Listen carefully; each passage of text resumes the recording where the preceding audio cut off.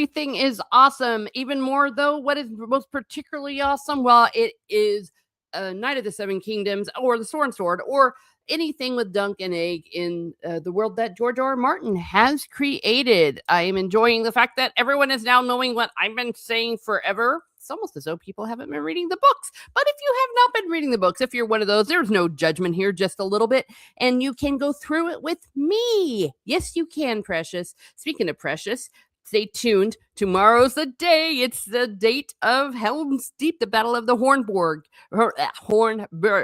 And we are going to be doing here live. Yes, we are. Miss Martin Muses. I'm aiming for about 11 o'clock Central. So if you want to go through the Battle of Helm's Deep again without the inappropriate giggling when we were discussing it on my panel, well, here we go.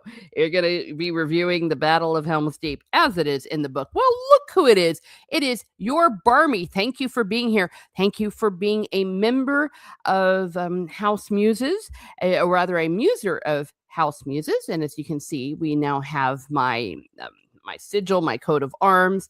Thank you for being here, and thank you for the gifts that you have given. Definitely appreciate it. You guys are all awesome, and I'm so happy to see you. We're going to be continuing. Oh my gosh, I love this so much. I can see this now because they so perfectly cast the Knight of the Seven Kingdoms. I can see Dunk and Egg doing this. I can even see like the newbies, because we know the way that they're going to be going with the story. So it's just going to be so much fun. So much fun indeed. Yes, you get shout outs when you are a member of a Muser of House Rose. Gosh, I keep wanting to say you are a Muser of House Rose. I've got to now think of different, what do you call it? And different milestones. That's the word for it. But you know what? Thank you for the swords, because yes, you are a sworn sword. Maybe that'll be it. You'll be a sworn sword. Dude, I just came up with it. A sworn sword of Miss Martin Muses. And I totally geeked out yesterday on my Catholic channel because I'm sitting there yapping about the transfiguration and like, like Gandalf or whatever. Applicable, not an allegory. And then I realized, holy crap, the calendar also falls around the second Sunday of Lent, which is Transfiguration Sunday. So there we go. Is it an accident? No, Tolkien was not an idiot. He actually was a genius. So fun times. So I love it. And I love all of you. Thank you. So let me see. Can I see this here? Let's see. Your Barmy, do you have a channel with content? No. Okay. So yes, everybody find him on X. I'll find you on X in a bit, but I do need to get going. So what's happening here? What's happening previously on the Sword? That bitch, the red spider, the Red Widow, who has spiders everywhere. She stole Checky water because the water of Checky belongs to Checky. So what are we going to do? Why, Precious? They're going to go and ask for it back. Now, Sir Eustace refuses to go because there was a humiliation. His son wanted his their daughter. They fell in love. He was working over there, I think a squire or something like that. I don't know, whatever the hell he was doing before the Battle of the Red Grass. And he asked for the hand. He's like, hey, they're in love, all right. And then as he was leaving, even though the guy was courteous, he heard them giggling about it, and he was not a happy camper. So he said he would not go. But he's going to walk with, or ride rather, with Duncan as far as he can to get close. So here we are. We're going to go into some lore. We're talking about battle. And I decided to stop where we were going to get some serious history from the Battle of the Red Grass. And again, this is what's going to be happening next. And I would give this section, I'm giving this section a 10 out of 10. I'm such a simp. It's ridiculous. Let me see. Here we go. I'm going to go back a little bit. Let's see. It might be... All right. Sir Arlen was beside Butterwell when he fell.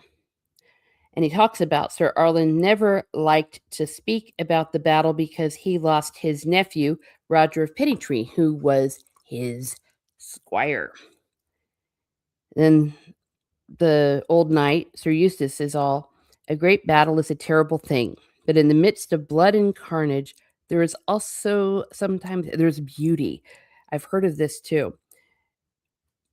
Who said that? It was Robert E. Lee. He said it is a good thing that war is so terrible, or we should grow too fond of it. He said that at Fredericksburg. I would say sometimes there's also beauty that could break your heart. I will never forget the way the sun looked when it set upon the red grass field. 10,000 men had died. We learned 10,000 died on that battle. And the air was thick with moans and lamentations, but above us the sky turned gold and red and orange, so beautiful it made me weep to know that my sons would never see it. Yeah, this is a man broken for losing his sons during this battle. And I think it would break just about anyone, all of his sons. Whenever there are things that happen in the sky in this world, the world that George R. R. Martin created, it means something. Though this wasn't a comet or a falling star, so or maybe it's just a pretty sunset rather. It was a closer thing than they would have you believe these days, if not for Bloodraven. I've always heard it was Baylor Breakspear who won the battle, said Dunk. Him and Prince Makar. Yes, the first of his name. The hammer and the anvil. Yes, the hammer and the anvil. Both of who I love more than anything. The old man's mustache gave a twitch. The singers leave out much and more, which is true. Damon was the warrior himself that day, and warrior with the capital W, the god. No man could stand before him. He had Damon the Bastard. He broke Lord Aaron's van to pieces and slew the Knight of Nine Stars in wild Waynwood before coming up against Sir Gawain Corbury of the King's Guard. Damn. Forget House of the Dragon, man. They should be doing this. For near an hour, they danced together on their horses, wheeling and circling and slashing as men died all around them. It said that whenever Blackfire and Lady Forlorn clashed, names of their swords, you could hear the sound for a league around. This is some epic crap here. Excellent. It was half a song and half a scream, they say.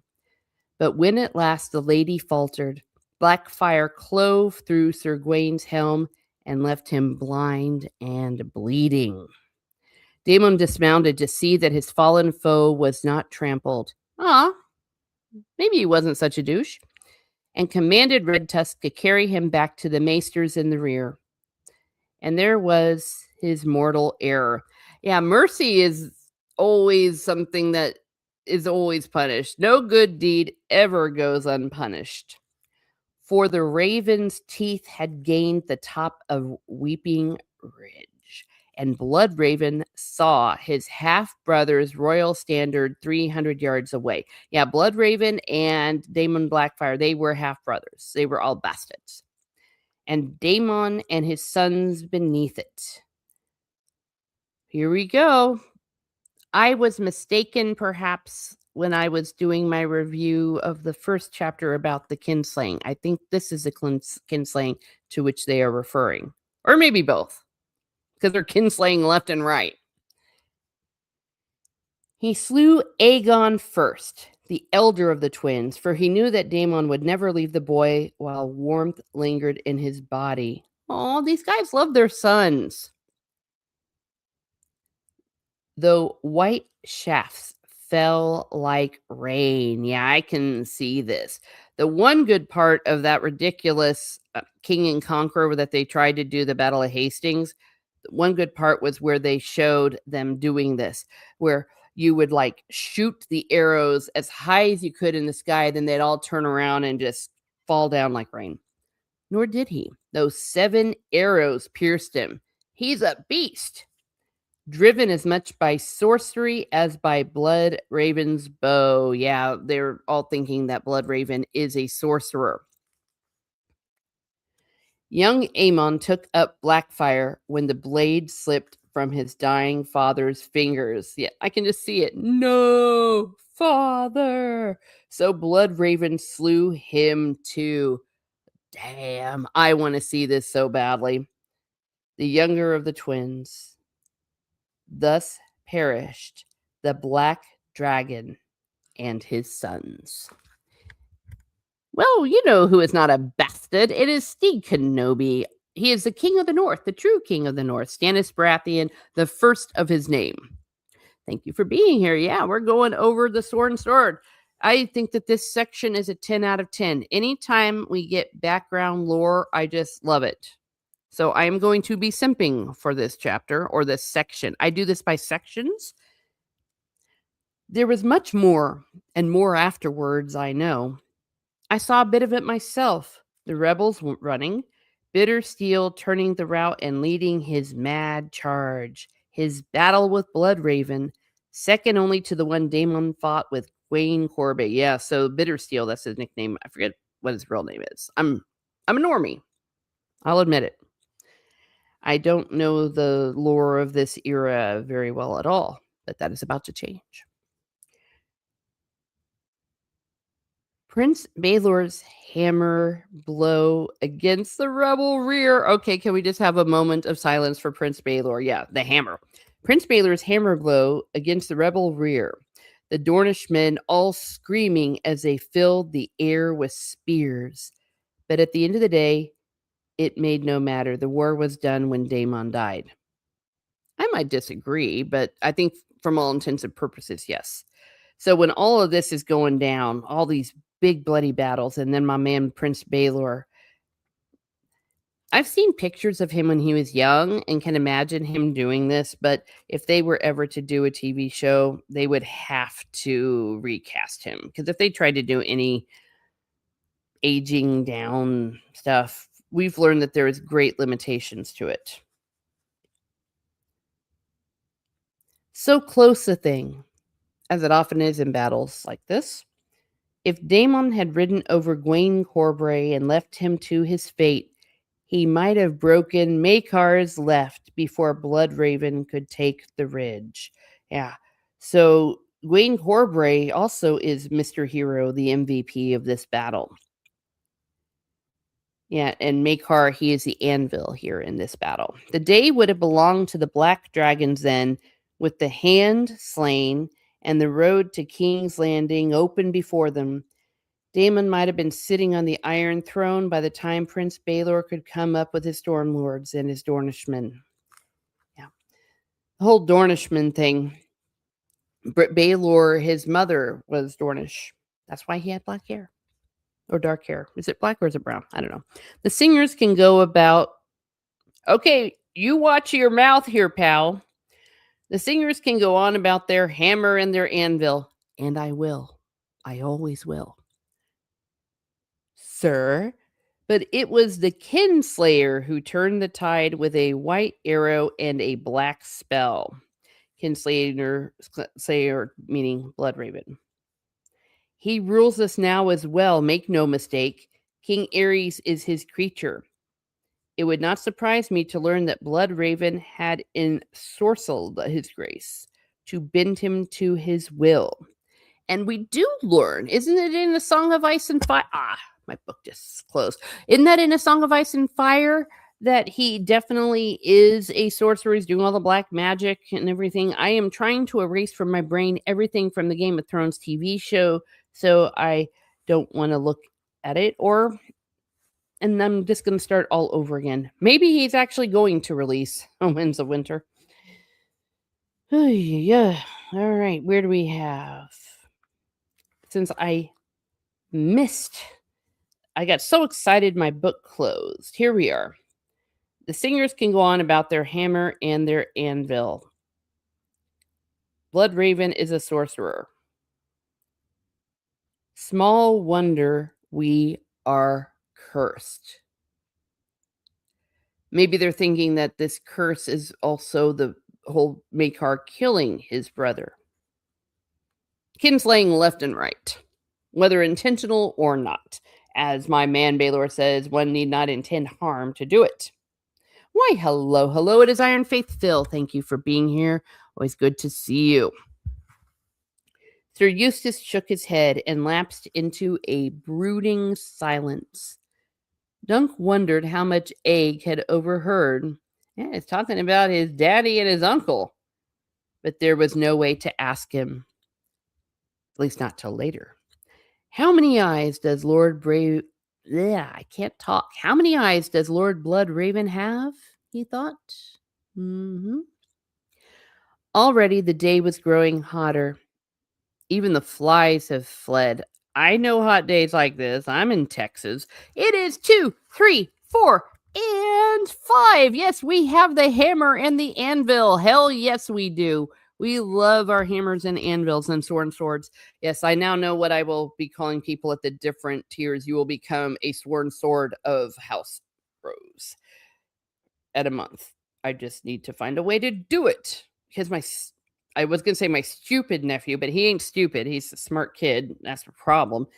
Busy at college being like an engineer. So he's not always available to help me with these things. Flies have better sense than night. They stay out of the sun. I stay out of the sun in summer, hell yes. He wondered whether he and Egg would be offered hospitality at Cold Moat, really. Man, you are so naive. A tankard of cool brown ale would go down well. Dunk was considering that prospect with pleasure when he remembered what Egg had said about the Red Widow poisoning her husband. Yeah, don't eat anything or drink anything from the Red Widow. She will poison you. Why, look who it is. It is Salty Traveling Sea. You are also a muser of House Rose, and I believe you might be up at the next tier, which is going to be a sworn sword of House Rose. So we shall see. I'm going to work that out. That is what the next tier is going to be. I came up with it. I don't know what chicks are going to be. See, I wish I could separate it out, but they would probably consider it sexist.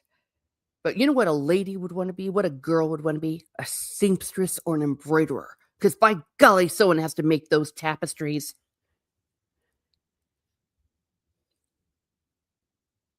There were worse things than dry throats. Yeah, being dead. Yay, we have 7 people. Always good to see you all here at Miss Martin Muses. There was a time when House Osgrey held all the lands for many leagues around. From Nunney in the east to Cobble Grove, Sir Eustace said. Cold Moat was ours, and the Horseshoe Hills, the caves at Daring Downs, the villages of Dosk Little Dosk and Brandy Bottom, both sides of the leafy lake. Osgrey maids wed Florence, swans and tarbucks, even high towers and blackwoods. Yeah, name dropping. But these are big people, and so the house really truly has fallen. That was so redundant. Sorry, really truly has. Well, I'm not an English major. The edge of Watts Wood had come in sight. Dunk shielded his eyes with one hand and squinted at the greenery. At least we'll have some shade. And he's looking at Egg's cute little hat and I envy him his goofy looking little hat because he is a smart kid. We do not want to have a boiled egg. Watts Wood once extended all the way to Cold Moat. I do not recall who Watt was. I love it. You know how 3 of the guys are Wattses that are going to be fighting? Before the conquest, with a capital C, you could find orcs in his wood, though, and great elks of 20 hands and more. There were more red deer than any man could take in a lifetime, for none but the king and the Checky lion were allowed to hunt here. Even in my father's day, there were trees on both sides of the stream. Ooh, but the spiders cleared the woods away to make pasture for their cows, sheep, and horses. Those spiders, damn them. Yeah. Happy freaking Manic Monday.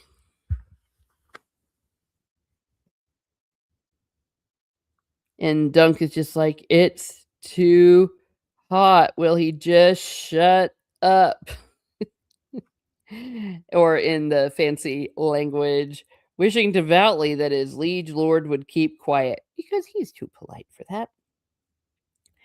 Oh, ma'am, and as they're coming along, they see the carcass of a great brown tree rat crawling with maggots.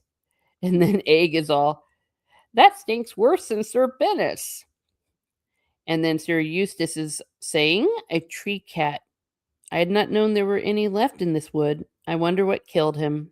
I'm assuming a tree cat is not talking about a cute little kitty cat like mine, though he's not so small. He's bigger than my sister's dog. But I think more like a panther.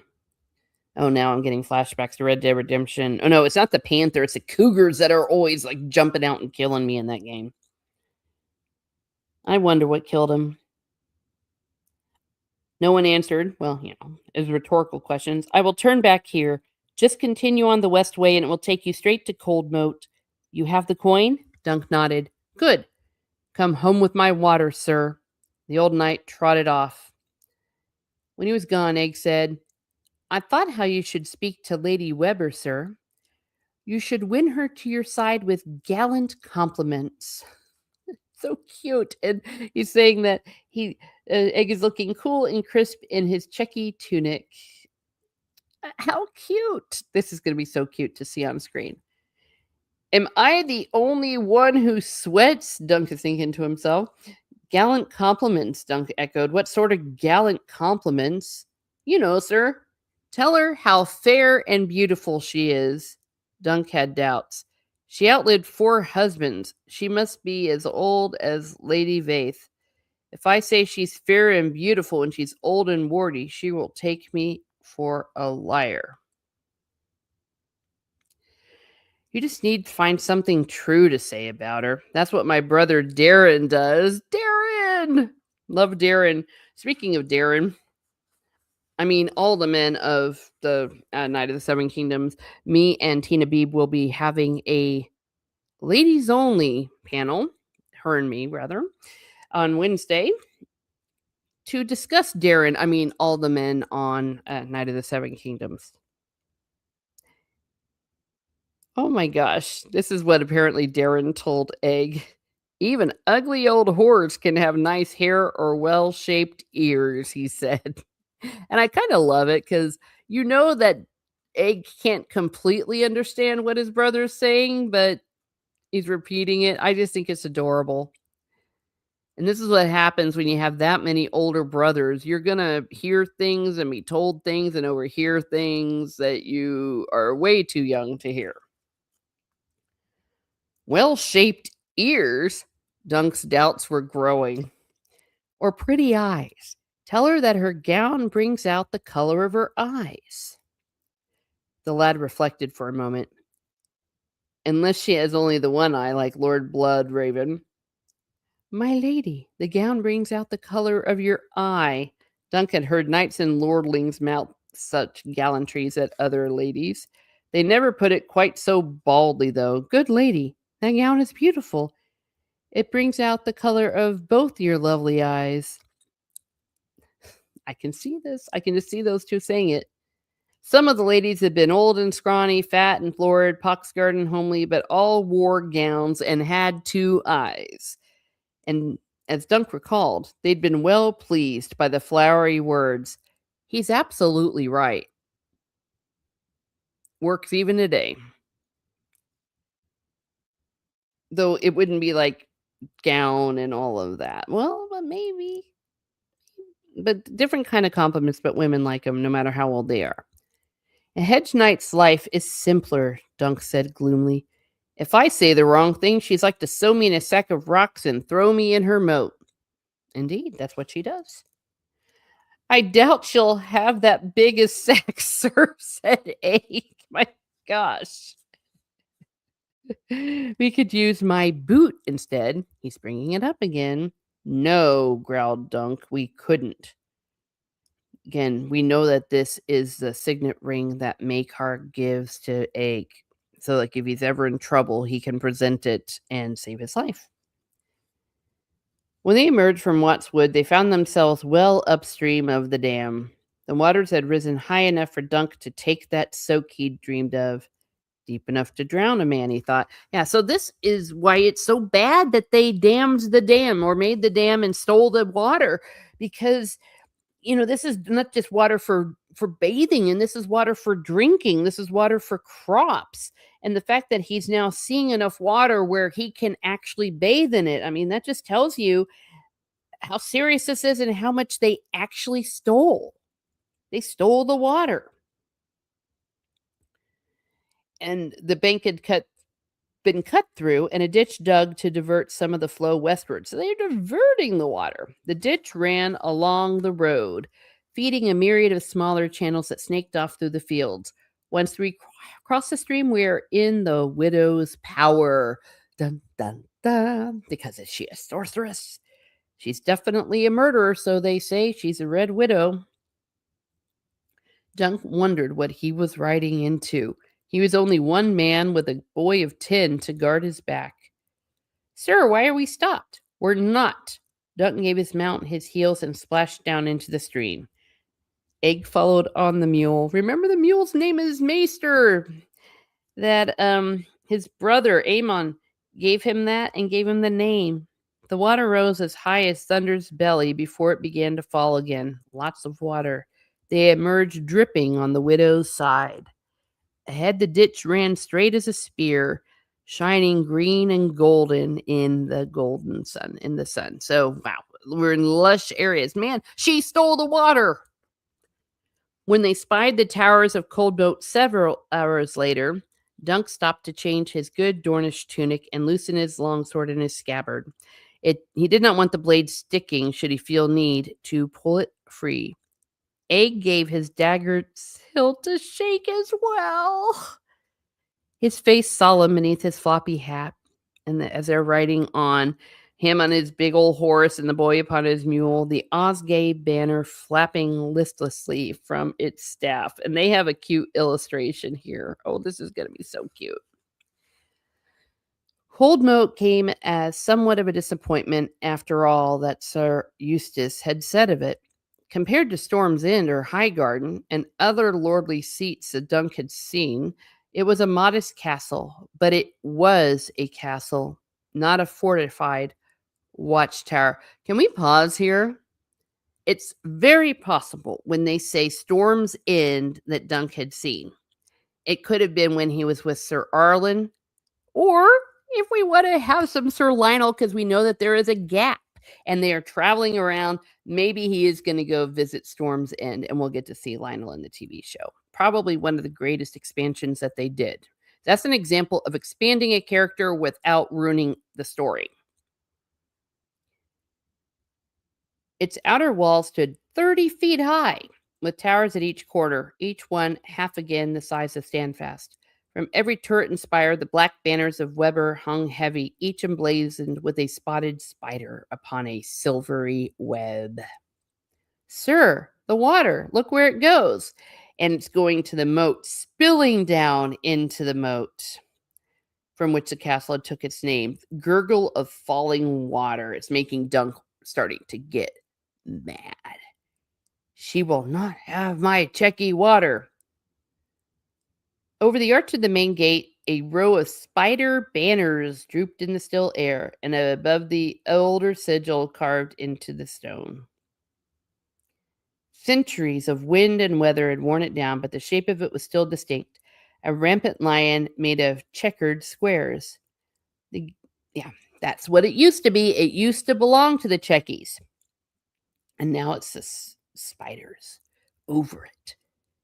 The gates beneath were open. As I clattered across the drawbridge, Dunk made note of how low the moat had fallen.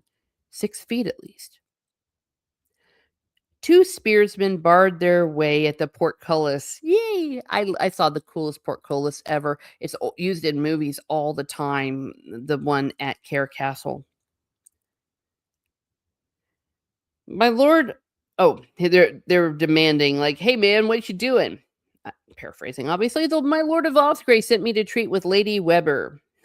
Treat with her. I am sold. I am called Sir Duncan the Tall. Well, I knew you wasn't Bennis. We would have smelled him coming. And these guards have a spider badge sewn over their hearts. And one of them is looking very suspiciously at Dunk. No one sees her ladyship unless the Long Inch gives his leave. Long Inch. My goodness, who is he? You come with me. Your stable boy can stay with the horses. I'm a squire, not a stable boy. Are you blind or only stupid? That is a 12 out of 10 comment by Egg. One of the guards is laughing, and the other guard is pissed, the one that Egg called stupid. He's putting the spear at Egg's throat. Say that again. Dunk gave Egg a clout in the ear. This is the first canon moment where he got a clout in the ear. Though I'm thinking it's not a hard clout in the ear. Basically, shut up, kid. No, shut your mouth and tend the horses. He's telling him to do it. I'll see Sir Lucas now. The beard lowered his spears. He's in the yard. They passed beneath the spiked iron portcullis and under a change the page murder hole. Murder holes. I love this. This is my childhood playing around murder holes. Before emerging in the outer ward, hounds were barking in the kennels, and Dunk could hear singing coming from the leaded glass windows of a 7-sided wooden sept. Service is going on. In front of the smithy, a blacksmith was shoeing a war horse, an apprentice boy assisting. So this is a rich castle. Nearby, a squire was loosing shafts at the archery butts, while a freckled girl with a long braid matched him shot for shot. Freckled girl, eh? The quintain was spinning too, as half a dozen knights in quilted padding took their turns knocking it around. If I am mispronouncing anything, please let me know. One thing that I am not a normie about is women's clothing at this time, or what it is, what they are showing in these stories, the fantasy. But when it comes to things like armor and everything, I'm not so good. They found Sir Lucas Longinch among the watchers at the quintain, speaking with a great fat septon who is sweating worse than Dunk. A round white pudding of a man in robes as damp as if he had worn them in his bath. Yeah, I'm thinking of the whole stereotype of the fat friar. Inchfield was a lance beside him, stiff and straight and very tall, though not so tall as Dunk. 6 feet and 7 inches, Dunk judged, and each inch prouder than the last. But Dunk is taller. Yeah, don't you think, Mr. Long Inch, that you're anything special? Though he wore black silk and cloth of silver, Sir Lucas looked as cool as if he were walking on the wall. My lord, the guard hailed him, this one comes from the Chicken Tower. Whoa, is that what you jerks call it? The Chicken Tower. He wants an audience with her ladyship. The septon turned first with a hoot of delight that made Dunk wonder if he were drunk. What is this, a hedge knight? You have large hedges in the reach. The septon made a sign of blessing. May the warrior fight ever at your side. I am Septon Sefton, an unfortunate name, but mine own. And you? Sir Duncan the Tall. A modest fellow, this one, the septon said to Sir Lucas. Were I as large as him, I'd call myself Sir Stephen the Immense, Sir Stephen the Tower, Sir Stephen with the clouds above his ear. And then Duncan's like, yeah, this dude's totally drunk. He's got wine stains and he's flushed. Hey, it gets boring. Sir Lucas studied Dunk. He was an older man, 40 at the least, perhaps as old as 50, sinewy rather than muscular, with a remarkably ugly face. Though I'm all in favor of a change where he is actually very hot. Because we like that. Or at least I do. His lips were thick His teeth a yellow tangle, bleh. Nose broad and fleshy, his eyes protruding. And he is angry, Dunk sensed. The man is all, hedge knights are beggars with blades at best, outlaws at worst. Be gone with you. We want none of your sort here. And he's a snob, apparently. We do have hissable villains in this world. Arian and Dunk's first meeting was similarly stereotypical. Dunk is getting pissed. Sir Eustace Osgrey sent me from Steadfast to treat with the lady of the castle. Osgrey. The Septon glanced at Longinch. Osgrey of the Checky Lion. I thought House Osgrey were extinguished. Near enough as makes no matter. The old man is the last of them. Yeah, all the heirs are dead. We let him keep a crumbling tower house a few leagues east. Oh, we let him. And then, like, you can have a crumbling tower house and the chicken tower, all of this kind of stuff. If Sir Eustace wants to talk with her ladyship, let him come himself. And his eyes narrowed. You were the one with Bennis at the dam. Don't trouble to deny it. I ought to hang you. I'd like for you to try. Seven save us, the Septon saying. A brigand is he, and a big one. Sir, repent your evil ways, and the mother will have mercy. The Septon's pious plea was undercut when he farted. And from what we know of the first season of A Night of the Seven Kingdoms, they're fond of this stuff. So they're probably happy that they have a canon fart in this. Oh, forgive my wind, comes from beans and barley bread. I am not a brigand, said Sir Dunk with all the dignity he could muster. But Longinch is being super douche. Do not presume upon my patience, sir. If you are a sir, run back to your chicken tower and tell Sir Eustace to deliver up Sir Bennis Brownstitch. You know, I don't like Sir Bennis either, so I'm okay with this. Not with delivering him up, but any kind of derogatory thing you can say about him.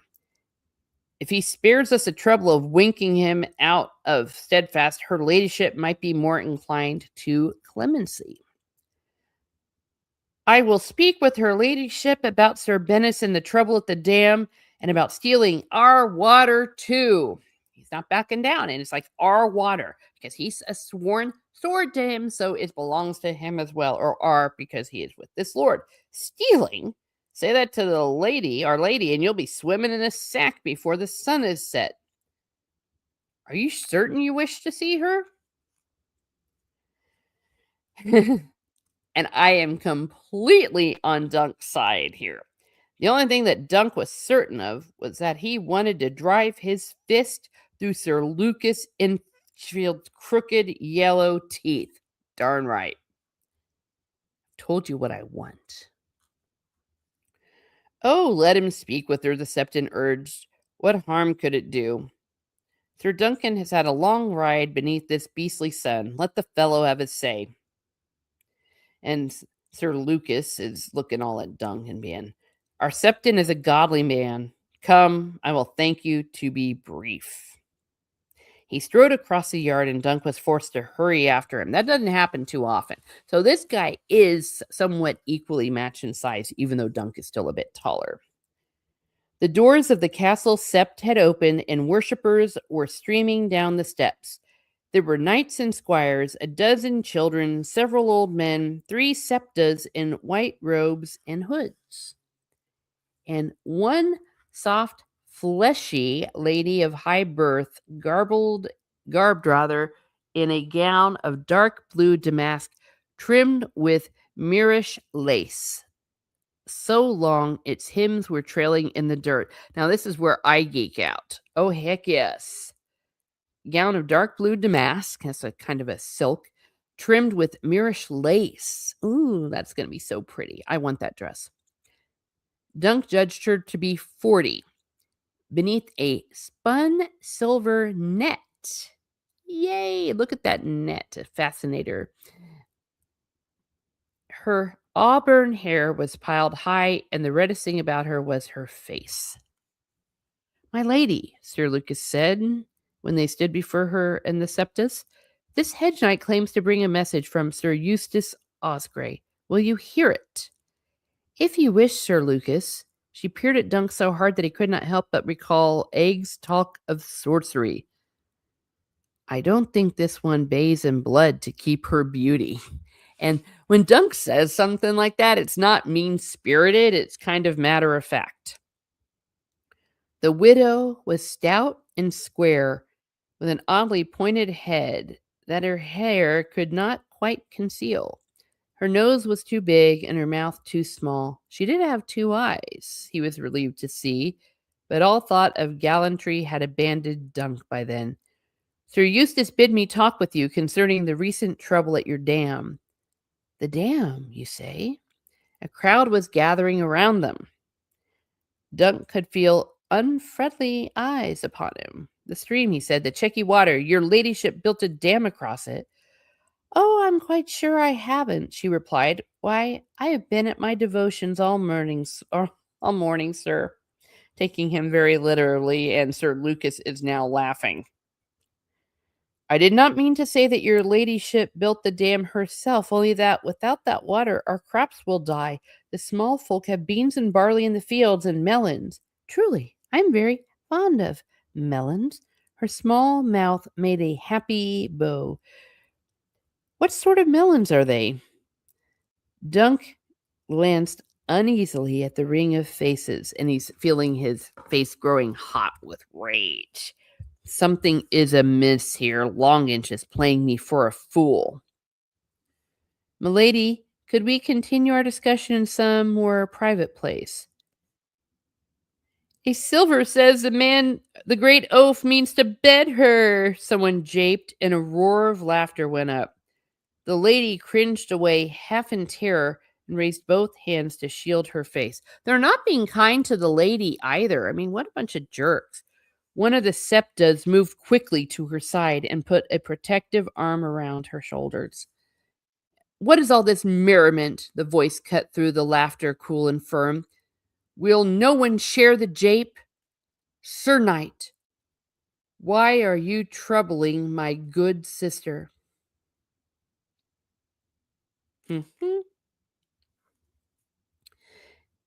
Wait a second. There is a voice. Who is this voice? That she's calling her good sister, and the septa has her arms around the lady to protect her. It was a girl he had seen earlier at the archery butts.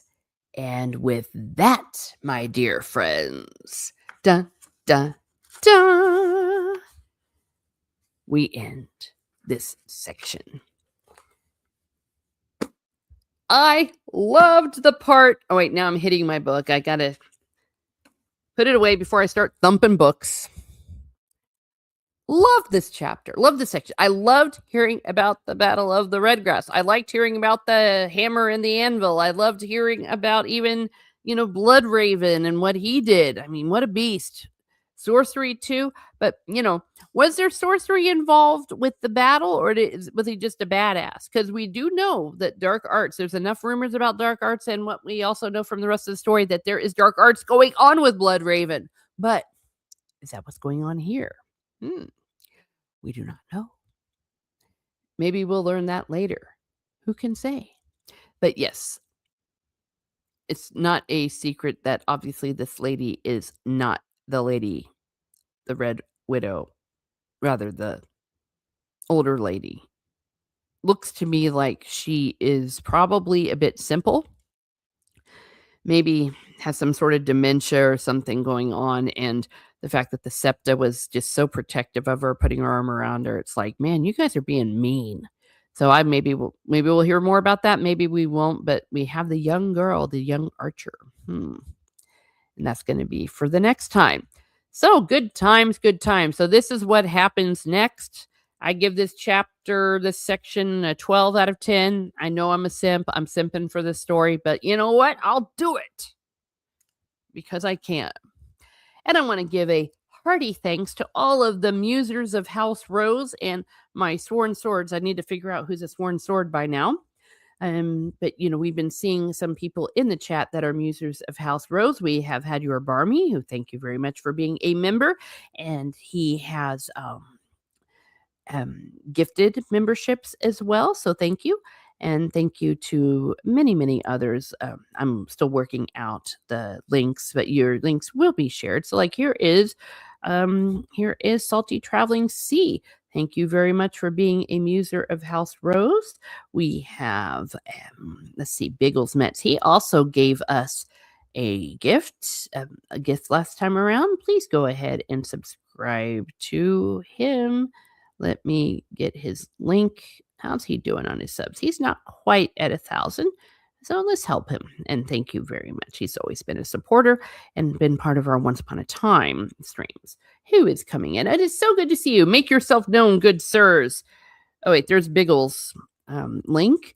We have Prophet of the Dragon. Yes. And eventually I will be able to work it out where I can share everybody's links or maybe put them in the into the descriptions. But for now, yes, here we go. Thank you. Please sub. Please follow, all of that good stuff. We have Snortopupus Kuber, who is a muser of House Rose, one of my first ones. He does not have a channel, but he does have an X and a great supporter of so many of us. I think I first saw him on Father Miller's channel back in the day. Yes, please let yourself be known, good sir. What happens next? What do you think about what happens next? What do you think about the show? Did you like it? Did you hate it? Yeah, there's sort of poopus. I loved it. Had its flaws. I'm not going to be stupid. They made a humongous mistake by doing that flashback. I think I know why, but it really cut out the momentum and was a very bad idea. Fight me on that one. All right, there's Norporeal and Prophet of the Dragon and many, many others. Sporking. Oh, yeah. Sometimes you might see me on Sporking now and then, but he is a user of House Rose. So is Tina Beam. Now, Tina and I, on Wednesday, we are going to be discussing the men of the the men of the Night of the Seven Kingdoms.